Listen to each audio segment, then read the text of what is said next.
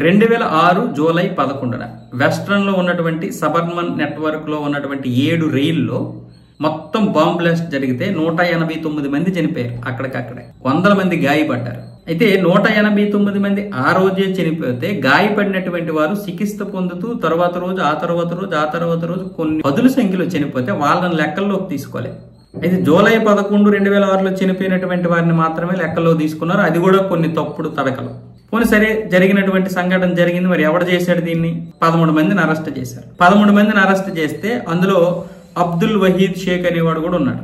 అతన్ని 2015లో నిర్దోషి అని ట్రయల్ కోర్టు ఏమొచ్చేసి అతని మీద ఎటువంటి అభియోగాలు లేవు, ఎటువంటి ఆధారాలు లేవు, ఇతను నిర్దోషి అని చెప్పి వదిలేసింది. మిగతా 12 మందికి మాత్రం ఉరిశిక్ష వేసింది. అంటే 5గురికి 6గురికి ఉరిశిక్ష, మిగతా వారికి ఏమొచ్చేసి యావజ్జీవ కారాగార శిక్ష వేస్తే వాళ్ళని కూడా 2025లో ఎటువంటి నేరాలు చేయలేదు, వాళ్ళ మీద సరైనటువంటి ఆధారాలు ప్రాసిక్యూషన్ వారు సమర్పించలేదు కాబట్టి మేము నిర్దోషులుగా వదిలేస్తున్నామని బాంబే హైకోర్టు అయితే వదిలేసింది. మరి నిర్దోషులు ఎవరు అంటే ఎవరు పెట్టకుండానే ఆ బాంబులు పేలిపోయాయి.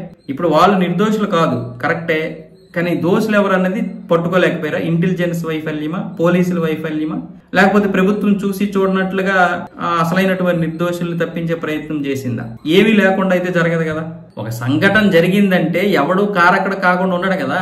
పైగా 100 మంది చనిపోయారంటే అది ఎంత దారుణమైనటువంటి పరిస్థితి. కానీ ఆ రోజు కాంగ్రెస్ ఒక చిన్నపిల్లల ఆట ఆడేసింది. ఒక చిన్నపిల్లల ఆట కంటే దారుణం అది. అయితే ఇప్పుడు ఈ అబ్దుల్ వహీద్ షేక్ ఏమంటున్నాడంటే, నేను 12-13 సంవత్సరాలు జైల్లో ఉన్నాను, దానివల్ల నా ఆరోగ్యం చెడిపోయింది, నేను కుటుంబ పరంగా నాశనం అయిపోయాను, నా కుటుంబం జీవన విధానం కోల్పోయింది, నేను ఉగ్రవాద అనే ముద్రతో నాకు ఇప్పుడు ఎవరు పనివ్వడం లేదు, కాబట్టి ప్రభుత్వం నాకు ఒక 9 కోట్ల రూపాయలు ఇప్పించి పునరావాస కేంద్రాన్ని కూడా ఏర్పాటు చేయాలని ఇప్పుడు మానవ హక్కుల కమిషన్ కి ఈయన ఫిర్యాదు చేశాడు.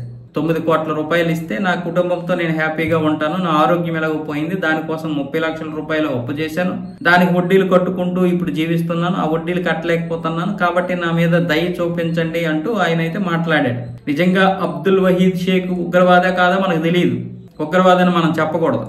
కాబట్టి అతను నిజంగా నిర్దోషి అయితే ఆయన చేసినటువంటి ప్రతిపాదన సరైనటువంటిదే.